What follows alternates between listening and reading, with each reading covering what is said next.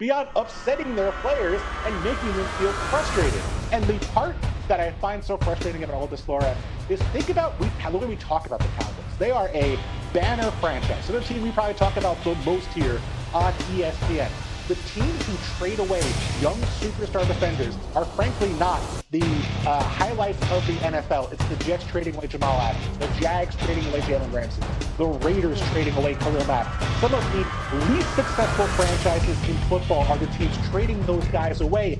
Every other successful franchise, they are desperate for a player like Micah Parsons. They do whatever they can to make Micah Parsons happy. They do whatever they can to sign him as quickly as possible. And the Cowboys, for some inexplicable reason, think the opposite is the best way to go. First of all, Bill, we're both wearing brown jackets. Since you're home, you're the one that has to change. Bill, piggybacking off what you said, though, the Cowboys seem to be under the mistaken belief that something is going to happen which has never happened in the history of sports, which is the price of a superstar player is going to go down. You should want to run to sign an extension with someone like Micah Parsons, who, as I said, was a quarter of your entire pressure despite missing 4 games last year. It's like my friends who are trying to buy houses and they say, oh, we'll wait until the housing market goes down. Yeah, the housing market will get right to that. It'll start to balance out any second now, irrespective of the fact that it's always going up. That's the price of a pass rusher. It is so easy. That's what's frustrating. It is so easy to come to an agreement with a player like Micah Parsons. Just give him a little bit more than the top pass rusher before him. The market is set. You go out, you give him $42 million. Sure, you do that because he's worth it. The cap always goes up. There's always flexibility. We've seen time and time again how you're able to build a roster when you're able to sign these guys, get cost certainty, and move on. When you're playing the game with franchise tag and 50 options, you're spending a lot of money. The Eagles never do this stuff, and that's why the Eagles have a much better potential than the Cowboys. Bill used the word desperate to describe any team that would want a player like Micah Parsons. You know who's desperate for Micah Parsons? Matt Eberflus, because scheme dependent. This scheme, specific to what Matt Eberflus has run throughout the course of his career, gets pressure with its 4 down linemen. You need dudes up front. That's why it didn't work in Chicago, why Chicago was 30th in pressure percentage the last 3 years, why they were 22nd in blitz percentage. It's antiquated in a lot of respects, but they want to get pressure on the quarterback with their 4 down linemen. What happens when you take away the guy who led your team in sacks, had 22 more first pressures than any other player on the roster last year, and also is pretty good at taking the ball away? 2 forced fumbles. That's number 2 on the team right now because Eric Kendricks is no longer there. The guy right behind Micah Parsons in sacks last year is Chauncey Golston. Where is he? Not on the Dallas Cowboys this year. There are a lot of moving parts. So if I'm the defensive coordinator, I'm going up to Jerry Jones's office right now being like, you can't do this to my defense. We will not be able to get after the quarterback if he is not on this roster. Yeah, it's a great point. And by the way, today it flipped over to August. It's August 1st for anybody keeping track. September 4th is when the Cowboys kick their season off against the Super Bowl champion winning Eagles. That's going to be here before we know it.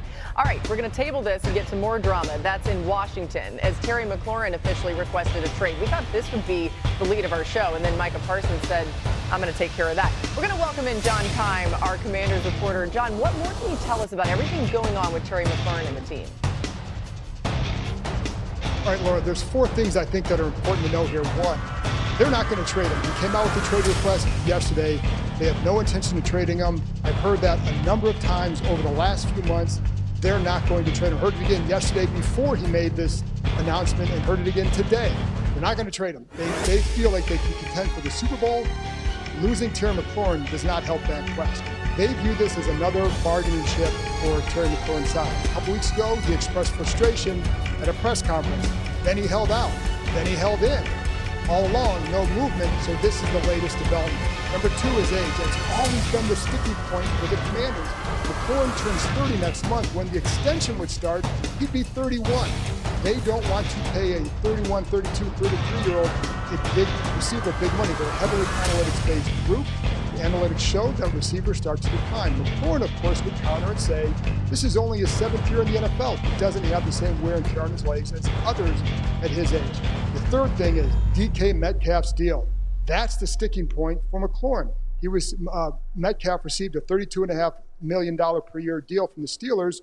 McLaurin and Metcalf, same draft class, similar production. The Commanders would counter saying that Metcalf is 2 years younger. And finally, there's precedent. The Commanders don't want to pay what they would view as an above-market deal for an older receiver. Keep in mind, next year, a couple guys will be up for contract extensions. Larry Tunsil, Frankie Louvu, possibly Marshawn Lattimore, possibly Deebo Samuel. That's why this has been a sticking point along. It's why it has taken this long and could take several more weeks to figure out. John, it's really interesting context. Thank you so much for providing it. And Adam, I feel like a lot of people are just saying, hey, Terry McLaurin, you can't operate this offense without him. Jayden Daniels needs him. But what more can you add about why this is more complicated than that?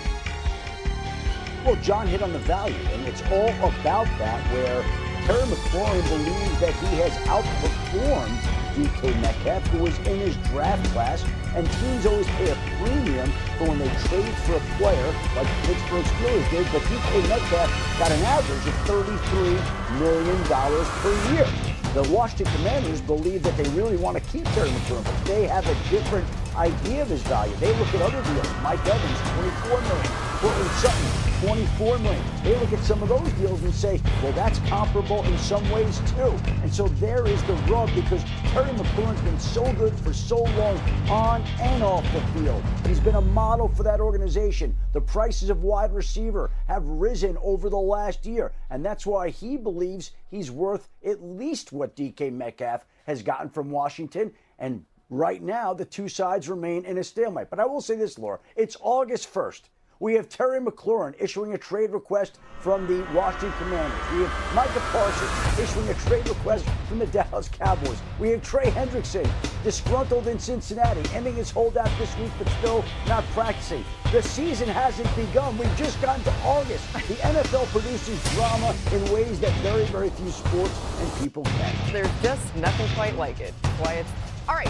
For more on what the Super Bowl champs are up to, we're going to go live to Philly. You see Dan Graziano there. He continues his illustrious camp tour. Graz, some changes to the Eagles' offense. New OC taking over. What can you tell us about their philosophy now, and maybe if it changes at all heading into the season? Yeah, Laura, I don't think it's going to change much. The Eagles aren't going to mess with a successful, good thing that they had last year in terms of the offense. It's interesting because they seem to change every year. 2 years ago, they went to the Super Bowl and lost. They lose their offensive coordinator, Shane Steichen, to the Colts. They hire Brian Johnson, promote him internally from their staff. Didn't go well. This time they lose Kellen Moore to the Saints, and they promote Kevin Patullo from the staff. But because of his experience here and the Eagles players' experience around him, the Eagles have reason to believe that this year's offensive coordinator change will go much more smoothly than it did a couple of years ago. Kevin's did a good job. I think he's been really implemental, the past 4 or 5 years that he's been here. Being next to our OC, so really big in installing, our passing game attack. And so really it's been a flawless transition. And as we progress towards the season, we just keep better and better. One person I talked to here said that Kevin Patullo was, quote, overdue for his chance to be an offensive coordinator in this league. He's been around a lot of great offensive minds, and he has one himself. So the Eagles, look, I mean, the offense took off last year when they figured out our offensive line can open holes, Saquon Barkley can run through them. Everything we do is going to be based off of that. Laura, I don't think that Kevin Patullo is going to change that fundamental aspect of the Eagles offense that delivered them their second Super Bowl title. Graz, if it ain't broke, don't fix it. Thanks so much. You're the best. And this afternoon, the other news going on in the NFC East. With no traction on contract talks, Micah Parsons said he wants to be traded by the Cowboys, saying, quote, yes, I wanted to be here. I did everything I could to show that I wanted to be a Cowboy and wear the star in my helmet. Unfortunately, I no longer